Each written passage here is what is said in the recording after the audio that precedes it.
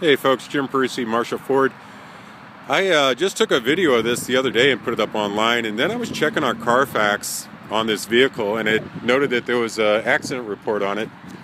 And as you shop around, there's going to be a lot of cars that you're going to come across that may well have the same thing where they're showing an accident. And you can kind of visually inspect a car and see if some of the bolts are taken off. Really in the front end, that's where I find it's more useful. Like on this one here, we've got this fender here. You can see that screw right there has got the paint peeled off of it. You got your hood. So we're seeing the hood and the one fender, but we're not seeing the other fender, which is good. So it wasn't the whole front clip.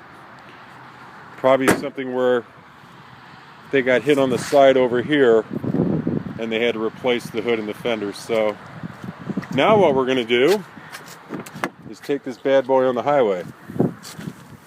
And this is probably going to be the worst video in the world, but hey, this is more about showing you guys a good tip on what to do when you do see an accident report, and that is to drive the car at a high rate of speed.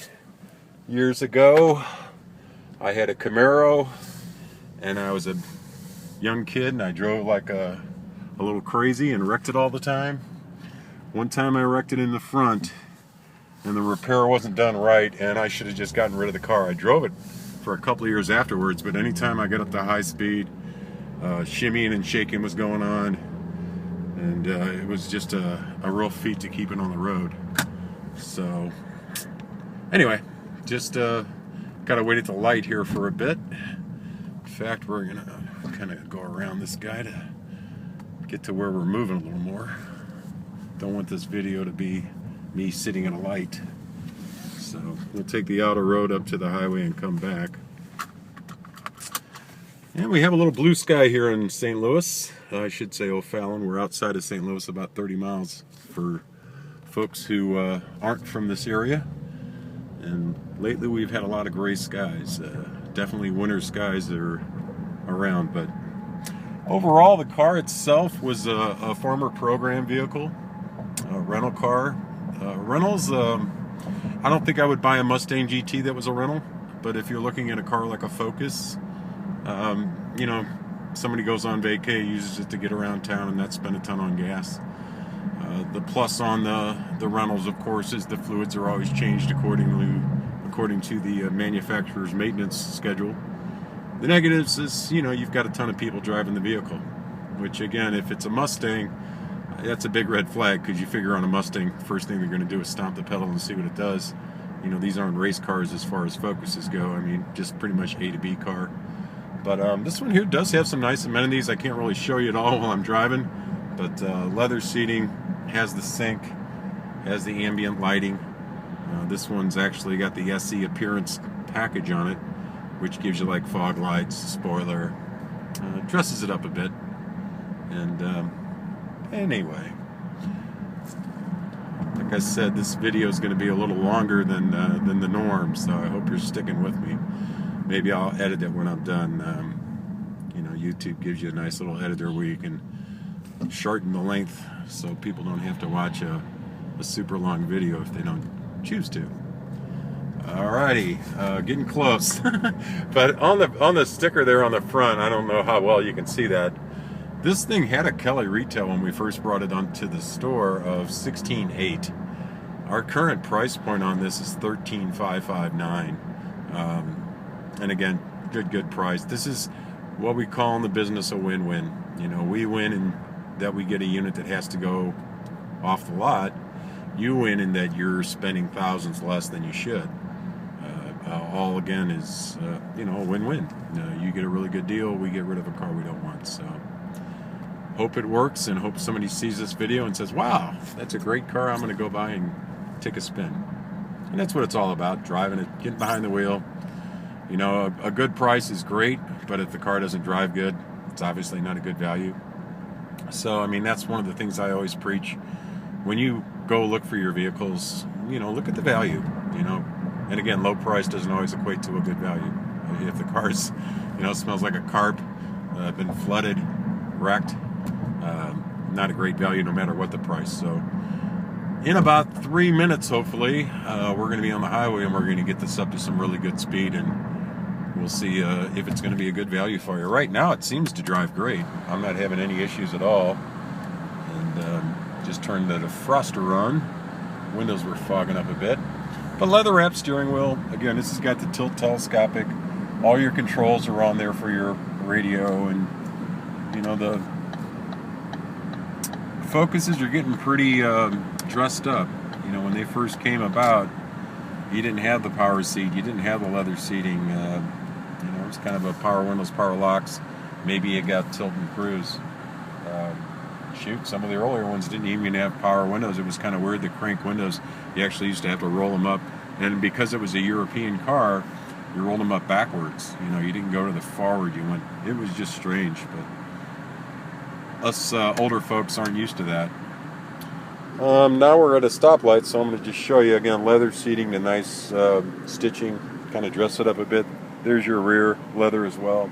Has a little console that pops up. Ambient lighting's pretty cool. It's a system where your cup holders will illuminate in the dark, so you know where those are at. And now we have the arrows, so I'll see if we can't get on the highway.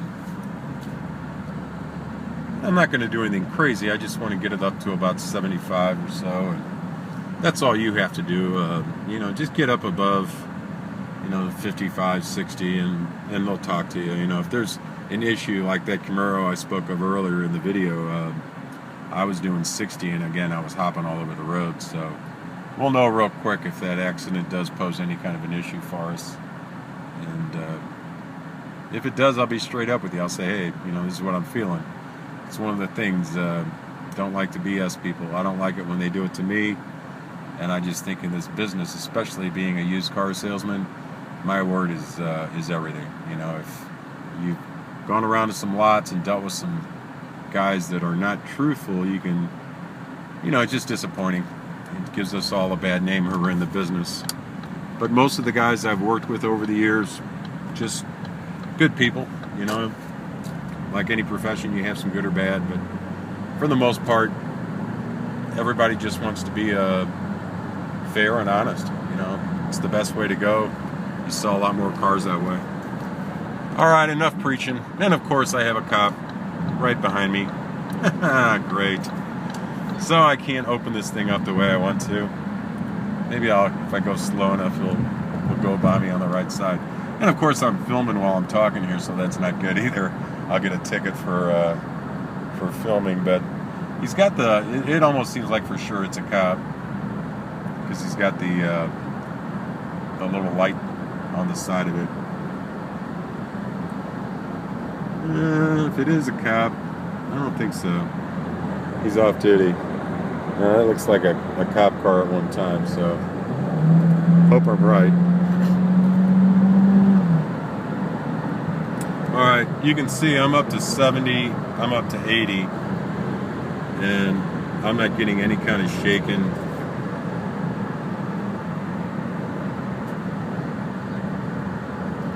You know, you're not seeing any vibration. That's what you would see, like if a car has a real issue in a wreck. Once you get up to that speed, it's just, you know, again, tough to keep them on the road.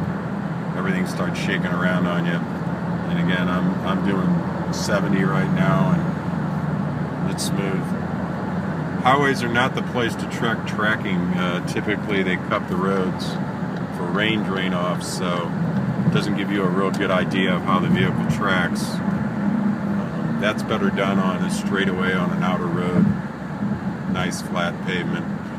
Now, another little tip for you, we're going up to a stop. Give it a good brake. And if you again feel your vehicle's steering wheel start going back and forth, you know you have an issue with your rotors. This one again, no such feeling. Well guys, I know this is much longer. This is almost a 10-minute video. But I did want to check it out, and I also wanted to give you guys a couple of pointers on what to look for. So, just to recap, always driving fast anytime you see an accident report. Hope you have a great day. Thanks for watching. See you next time.